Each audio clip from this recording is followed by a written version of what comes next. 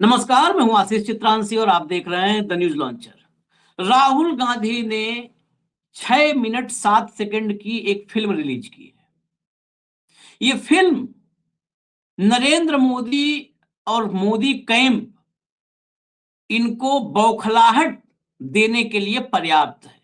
मतलब बिलबिला जाएंगे वीडियो देखेंगे तो। वजह सुन करके आप भी चौंकेंगे। ये वीडियो जिन लोगों के साथ शूट किया गया है वो कहीं और से नहीं, जहां मां गंगा ने मोदी जी को बुलाया था 2014 में, वहीं के लोगों का है।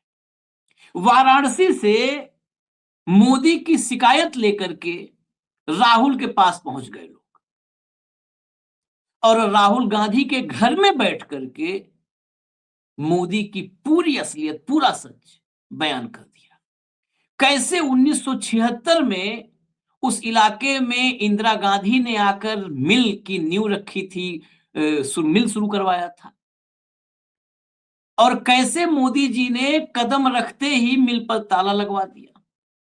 सब इस फिल्म में है। मैं ज्यादा कोई भूमिका इस फिल्म के बारे में नहीं बनाऊंगा। मैं सीधे आपको पूरा 6 मिनट 7 सेकंड का पूरा वीडियो दिखाऊंगा। ये आप डायरेक्ट देखिए और आकलन कीजिए कि मोदी जी ने 2014 से 2025 तक क्या किया है।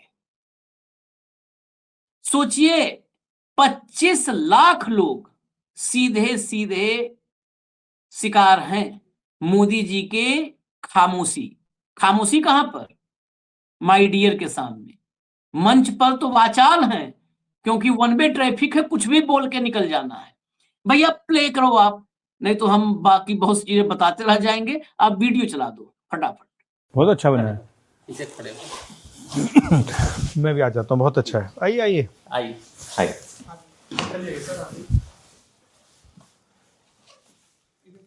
धन्यवाद।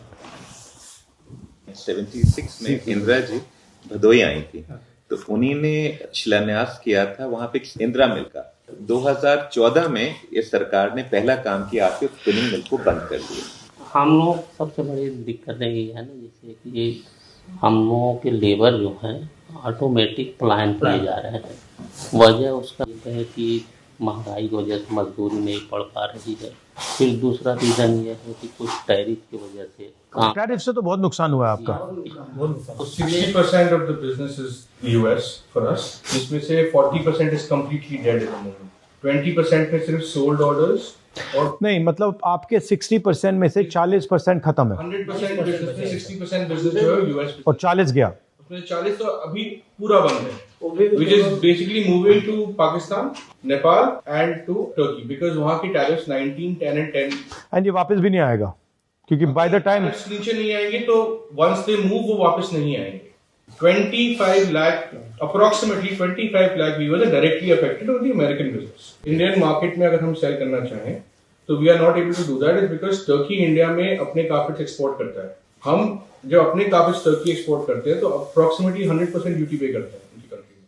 पर जो कार्पेट्स इंडिया आ रहे हैं मशीन मेड कार्पेट्स टर्की से 2000 बिकॉज HSN कोड उन्होंने सेपरेट नहीं किया है गवर्नमेंट में, तो वो उनकी taxing is almost 10% of what the actual tariff जो हम टर्की में पे कर रहे हैं, तो जिसकी वजह से हम इंडियन मार्केट में भी we can not enter. You can not compete. एक सोशल साइड भी है, खासतौर पे जो बुनकर लोग हैं, जो सब ये लोग सब भदोई बनारस से आए हैं, इनके रोए की वजह से इनके लंग्स के अंदर इन्फेक्शन हो जाते हैं और गवर्नमेंट ने कोई भी हेल्थ पैकेज या कोई हेल्थ इनको नहीं दिया। वो तो होता है काम करते समय ठोकते हैं, बनाते हैं, इन्फेक्शन हो जाते हैं आँख में, लोग उनको दर्द होने लगता है, दवा करने भी आराम नहीं मिलता है, उनका इन्फेक्शन भी बड़ा खराब। नहीं, इन्फेक्शन तो होगा। अस्पताल है जो ऑपरेशन कराता है, पास में है नहीं है? अस्पताल नहीं है। इतने सालों में भदोई में जो वीविंग कम्युनिटी या फिर एक्सपोर्ट कम्युनिटी भी जो एग्जिस्ट करती है, अभी तक हमारे पास कोई भी हॉस्पिटल ऐसा नहीं है जो पूरे इंडस्ट्री को केटर कर सके। या फिर तो मुझसे क्या चाहते हैं आप भैया? मुझे क्या करना है आपके लिए? यही चाहते हैं ना कि आप एक बार भदोई आए, ठीक है, आ सकते हैं जी। और थोड़ा हम लोगों के लिए जैसे कि बात करें जैसे सरकार से कि कुछ हम लोगों के सुविधा के लिए कुछ अच्छा करें, जैसे कुछ पैकेज अलग से दें, जैसे टैरिफ अगर आ गया है तो उसके अलावा कुछ पैकेज वगैरह हम लोगों को अलग से सहायता। ठीक है, तो हम पहले आगे देखते हैं आप क्या कर रहे हो। ठीक है, जब आपकी गवर्नमेंट थी बिफोर 2014, इंसेंटिव्स थे 9% of drawback and 7% of import license. Present scenario में over the last 10 years licenses are zero and drawbacks have come down to 2.5%. So right now with 15% हमारे पास एक बफर था to reduce our prices for the international market, वो आज खत्म हो चुका है। तो जो अगर आज वो भी होता फॉर एग्जांपल, तो 50 से अगर हम नीचे भी आ जाते कुछ absorb it into us, तो भी we would have competed, but वो भी नहीं है। ये कारपेट है, ये कारपेट है, दरी इसके अंदर ये दरी है, दरी है ये कारपेट है। तो ये समझाइए क्या फर्क है इसमें। सर, ये दरी है, ये नीचे दरी है, तो वो हाथ से बना ये हुआ है। हाथ से एक एक टपका बनता है, एक टपका हाथ से बनाता है, हाथ से एक एक टपका दिन नाटे। पूरे दिन में इतना आदमी बनाएगा। नाटेड 2 इंच 2 इंच मिलता है। 2 इंच। 2 इंच इससे ज्यादा नहीं होगा। इसको कितने दिन लगे आपने बनाया था? 1 महीना लगा है इसको बनाने में।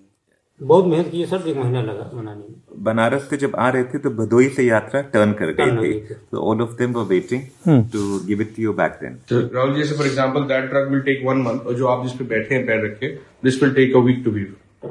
This is a hand tufted, so you make it with the machine. ये मशीन से होता है। जी, this is with the machine. IKEA is one of the bigger names in the world. उसका भदोई में बहुत बड़ा काम था।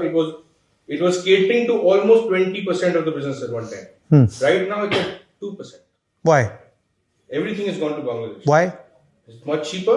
There are more incentives for exporters in Bangladesh, so their rates are lower. So everything, IKEA has basically shifted 18 to 19% of their production out of India to Bangladesh. अगर ये incentives वापस ला दिए गए तो फिर हम Big boost, sir. हो जाएगा। बहुत बड़ा बूस्ट आएगा सर। सब पाकिस्तान पे टैरिफ 20% है, हम पे 50% है। 50%। एक सबसे बड़ा फर्क ये है कि प्रधानमंत्री की कॉन्स्टिट्यूएंसी के आसपास चिराग तले अंधेरा है कि आसपास सिल्क ट्रेड बंद हो रहा है, कार्पेट ट्रेड बंद हो रहा है और मेक इन इंडिया जैसा शैम चलाया जा रहा है। आप लोग के बच्चे जो हैं वो कोई स्कूटर गाड़ी चला रहा है, कोई टेम्पो चला रहा है, और ये ट्रेड जो है it's a form of expression, वो खत्म हो रहा है। हमारी जो बिगेस्ट कंपनी है बेल्ट की, which is OBT, the biggest company in India for carpets, they are shifting operations to Nepal because वहाँ 10% है। इस इंडस्ट्री में सर स्मॉल एक्सपोर्टर्स का बहुत बड़ा ग्रुप है, बिग एक्सपोर्टर्स तो बहुत कम है, स्मॉल एक्सपोर्टर्स बहुत ज्यादा है। बिकॉज ये कॉटेज इंडस्ट्री थी शुरू से, तो 1 करोड़ से लेके 10 करोड़ वाले सर वो बहुत 90% 80% वही लोग हैं, वो बुरी तरह इफेक्ट हो रहे हैं। बिकॉज हम अगर वर्ल्ड में if you want to go and change our market from US, sir वो एक कंट्री 60% यूटिलाइज करती है हमें, हम उसको अगर वर्ल्ड में जाएंगे तो 60% को हमें डालने के लिए, even if you go to South America, we go to Australia, we go to Japan, we will never get that business. Please raise this for us. आपसे एक बार आऊंगा। Please sir. Thank you so much sir, thank you so much. आपने देखा, अब जो आपने सुन लिया है, देख लिया है, मैं फिर उसको बोल करके रिपीट करूंगा, कोई मतलब नहीं है। एक फिल्म मुख्य ये था, लेकिन एक फिल्म 2 दिन पहले और आई थी। वो फिल्म 6 मिनट 37 सेकंड की थी। इस फिल्म में जो किरदार हैं, जो अपनी पीड़ा दुख व्यथा बता रहे हैं, वो आइसक्रीम फैक्ट्री वाले हैं, जिनके आप देखते होंगे 50 गाड़ियां, 60 गाड़ियां, 80 गाड़ियां चलती हैं, 100 गाड़ियां चलती हैं।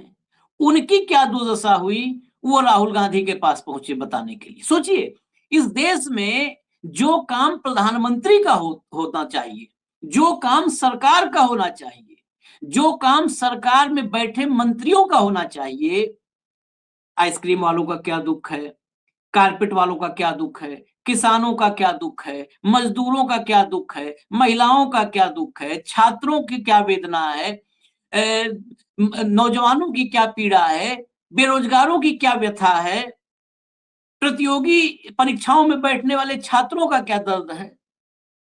ये काम किसका है? ये सब सुनने का सरकार का काम है, प्रधानमंत्री और उनके मंत्रियों का काम है। लेकिन ये सब मस्त हैं, क्योंकि इन्होंने एक इकोसिस्टम बना रखा है झूठ का। उसमें इनके पास ये पॉमेरियंस हैं, जो पूरे दिन इनके कारनामों पर पर्दा डालते हैं और जय जयकार करते हैं, बताते हैं कि हम विश्वगुरु बन रहे हैं, राष्ट्रवाद अपने शिखर पर है। दिन भर आपके दिमाग में झूठ, फरेब और पाखंड बिठा दिया जाता है, आप असली मुद्दों से भटक जाएं। ये पूरे के पूरा प्रबंध इसी का किया जाता है। तो 6 मिनट 37 सेकंड की एक फिल्म और आप देखिए, चला दीजिए भैया। I had a conversation with the small ice cream manufacturers, and the problem they're facing is the same that pretty much every small and medium business in India is facing. If you want to create jobs for people, the small and medium industry is the place where it's going to be done. And what the BJP does, what specifically Mr. Narendra Modi does, is helps monopolies crush these people. And when you hand monopoly power to somebody, you basically destroy the market. And the monopolist can do whatever he wants, and there is no control on the monopolist. So that's why I feel that it's important that we give protection to small and medium industries. We look after them because they have a space in the economy. There's also a reason why Mr. Narendra Modi is ensuring monopolies are built. It's because that's the easiest way for him to fund the BJP. These poor fellows, they don't have access to him, they don't have access to his offices, so they can't basically finance the BJP. And that's really the link between the BJP and the creation of monopolies. Now, they're creating them everywhere. You can see there's, of course, the largest ones are Ambani and Adani, but in every sector, they are creating monopolies. And this is dangerous for the country. It weakens the structure of the country, and it ensures that large numbers of Indian people, Indian youngsters, are unemployed. GST composition scheme benefit जिससे सरकार ने हमें बाहर करा है, जब 2005 में बैठ आया था तो यूपीए गवर्नमेंट हमारे को छोटे व्यापारियों को राहत देने के लिए जीएसटी ने एक कंपोजिशन स्कीम बेनिफिट निकाला था, जिसकी 50 लाख से कम सालाना टर्नओवर है, उसको सिर्फ 1% जीएसटी देना पड़ेगा और कुछ भी उसको कोई ऑडिट और किसी चीज़ की जरूरत नहीं है। और तब बड़े एंटरप्रेन्योर्स को देना पड़ता था 26% with excise with sale tax with VAT. इन्होंने जीएसटी जब लाए तो बड़े व्यापारियों को 26 से 18 पे ले आए और हम उनको बेनिफिट दिया 8% का, और हमें सीधा 1% से 18% पे ले दिया और जीएसटी कंपोजिशन स्कीम से 3 दिन बाद बाहर कर दिया सिर्फ हमारे ट्रेड को, और ये बोलते हुए कि हमारा ट्रेड जो है वो लग्जरी आइटम और गुटखा, पान, तंबाकू के साथ जोड़ दिया, जिसको हमें पता लगा आरटीआई की कॉपी लगाने के बाद। 3 मेन एजेंडास पे हमें मारने का इन्होंने प्रोग्राम जो इतने स्पैन में बनाया है। सबसे पहला कि हमें कंपोजिशन स्कीम बेनिफिट और हमें उनकी कैटेगरी पे लाके छोड़ दिया, और जो 40 लाख की एक लिमिट है कि अगर हम 40 लाख से नीचे का छोटा व्यापारी है तो उसको जीएसटी नंबर लेने की जरूरत भी नहीं है, हमें उस लिमिट से भी बाहर कर दिया इन लोगों ने, सिर्फ आइसक्रीम को। आपकी कितनी फैक्ट्री है? हमारी टोटल तो है 10-12 हज़ार है ऑल इंडिया पूरे में। हमारे दिल्ली में 60-70 थी, जो कि इसकी 60-70 फैक्ट्रियां। हाँ, और क्या उसमें आधी बंद हो गई हैं। साइज क्या है फैक्ट्री का? कितने लोग काम करते हैं? जो हर फैक्ट्री के अंदर 15-20 आदमी है। जो छोटी फैक्ट्री है उसमें 10 आदमी है। हाँ, सेल्स पॉइंट्स पे बेच, गलियों में सेल्स पॉइंट, छोटे जो हमारे एरियाज हैं। तो आपके जो सेल पॉइंट्स हैं, कितने सेल पॉइंट होंगे आपके? करीब 22 सेलमैन है, और जो बनाने वाले हैं 8-7 अलग हैं। अच्छा, और आपके? मेरे भी 35 नियर अबाउट। 35 मतलब कियोस्क जो बेचते हैं, जो क्वालिटी आइसक्रीम वाले जैसे वो जो ठेले होते हैं, 35। और आपके? सर मेरे पहले लगभग 50 कार्ड्स लगती थी लखनऊ में मेरी, और सर बाद में क्या हुआ जब बड़ी कंपनी हैवी हो गई सब पे, तो सर अब सिर्फ आई हैव ओनली 10 कार्ड्स, 10 गाड़ी है मेरे पास। बाकी हमारे जितने भी वेंडर हैं वो सब एमएनसी से बड़ी कंपनियों की ओर मूव कर गए हैं। जीएसटी आने के बाद हमें सबसे दिक्कत होगी, 18% लग रहा था हमारे ऊपर भी, और 18 लग रहा था सर बड़ी कंपनी के लिए, जो कि उनके बराबर हम टर्नओवर नहीं कर सकते सर। उनके जो एरिया मैनेजर की सैलरी, तो हमारी सेल नहीं थी। हमने सर शुरू से इसकी मांगी कि आप हमको चलो 18 लग रहा है, हमको कंपोजिशन दीजिए, सर हमने बाकी सबको दिया है, वो बाकी कंपोजिशन में हमको नहीं दिया।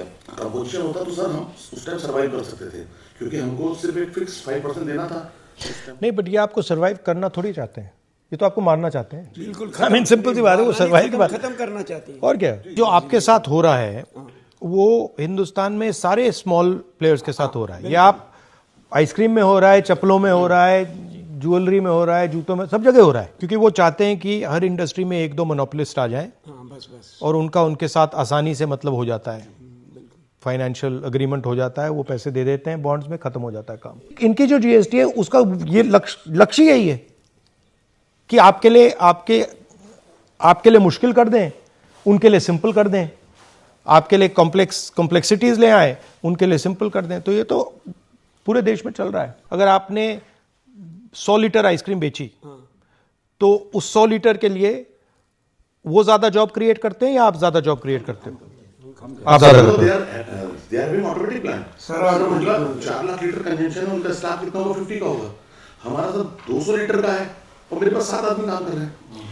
हमारी हर चीज मैनुअल है सर। हम पैकिंग कर रहे हैं, रैपिंग के लिए हमारे पास आदमी लगा हुआ है, वो निकाल रहा है, उसको रैप कर रहा है, फिर एक आदमी सील कर रहा है, डिफ्यूजर में जा रहा है, कोल्ड चेन आ रहा है। उनके पास ऑटोमेटिक प्लांट लगा हुआ है, जैसे मशीन है। एक मेन पॉइंट और राहुल जी, जैसे बड़े प्लेयर्स हैं वो बिग शॉट्स पे खेलते हैं, वो 13% देते हैं वेंडर्स को कमीशन।